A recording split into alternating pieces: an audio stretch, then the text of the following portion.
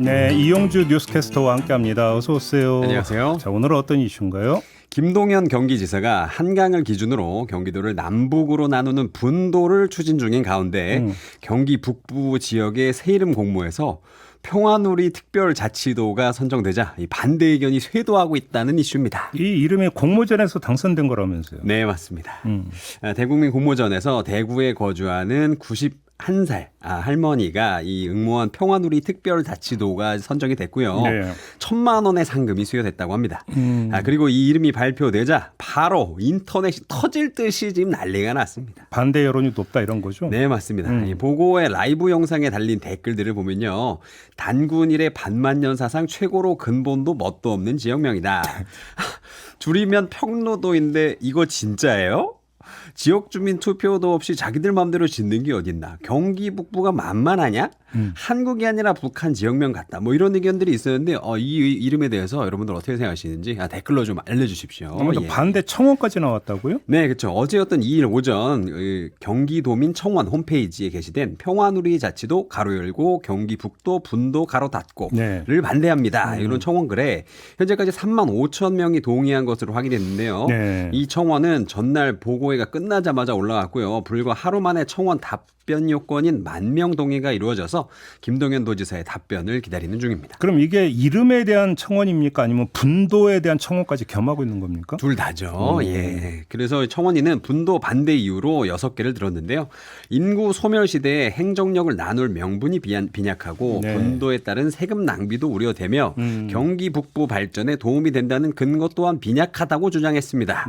이어 군사 지역과 그린벨트로 면적의 40% 이상 묶여있는 북쪽에 어느 기업이 투자할지 불투명하고 또 도로의 확충이나 국가 지원 등 청사진이 없으며 경기 남부는 더 발전할 것이나 북부는 위와 같은 근거로 더 낙후될 가능성이 높다 이렇게 이야기를 했습니다. 근데 사실 경기도 분도는 김동연 지사의 핵심 공약인데. 네, 맞죠. 근데 사실은요, 이 서울을 중심으로 남북으로 나뉜 이 경기도 이걸 좀 나눠보자라는 이야기는 꽤 오래전부터 나왔습니다. 네네. 첫 등장은 1987년 제13대 대선을 앞두고 당시 여당이었던 민정당 노태우 후보의 공약이었고요. 예.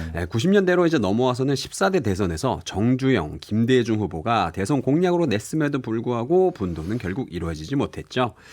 그리고 또 이 정부가 추진했던 적도 있는데요. 예. 1993년에는 정부가 서울시 분할안과 함께 이 경기도를 나누는 것을 검토를 했지만 이듬해 포기했습니다. 네. 예, 그 뒤로도 도지사 선거 때마다 분도론이 빠지지 않고 등장을 했는데 선거가 끝나면요, 이 도지사들이 분도 추진에 약간 좀 미온적인 태도를 보이면서 이 추진 동력을 잃고 이슈에서 멀어지길 계속 반복해 왔습니다. 그럼 여기에 등장했던 도지사들이 누구누구인데요?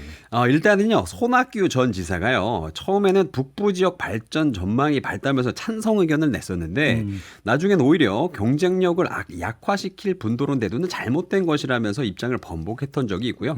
그리고 또 김문수 전 지사는 아주 나쁜 방향이고 선동적이며 나라를 망치게 하는 주장이라고 반대 입장을 냈었습니다.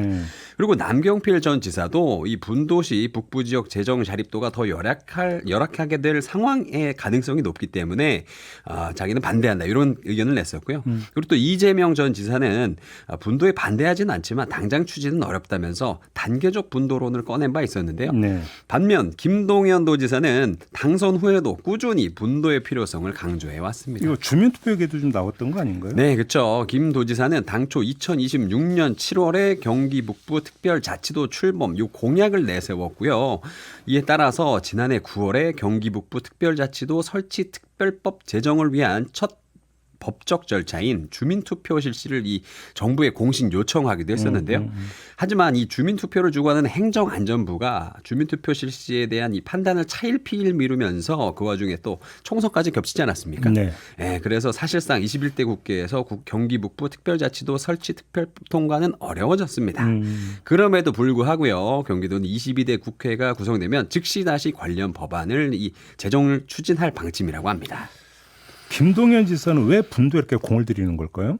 김 도지사가요. 네. 이렇게 얘기했습니다. 35년 동안 정치적 손익에 따라 호출되었다가 사라지기를 반복한 희망 고문을 이제 끝내겠다. 이렇게 포부를 밝혔었는데요.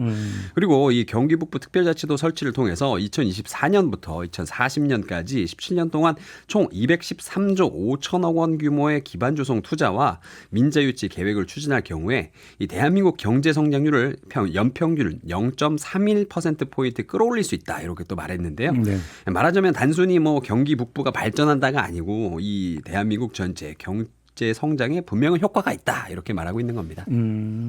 아무튼 뭐 지금 이름에 대해서 또 논란이 이제 불붙은 상황인데 네. 평화두리. 근데 이정희님 뭐 평화라는 단어가 언제부터 이런 이미지였죠? 좋은 단어 아니었나요라고 또 이렇게 좋은 단어는 맞아요. 예. 예. 근데 지금 분위기가 심상치 않죠. 근데 줄이면 평루도, 그럼 평안도가 연상된다 뭐 이런 네, 건가요? 맞아요. 그런 거예요? 네.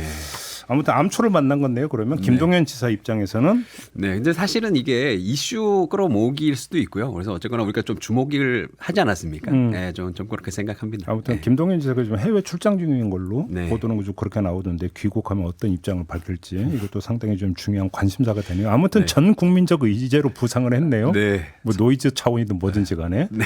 알겠습니다. 김동연 지사 입장이 뭔지 좀 궁금하네요.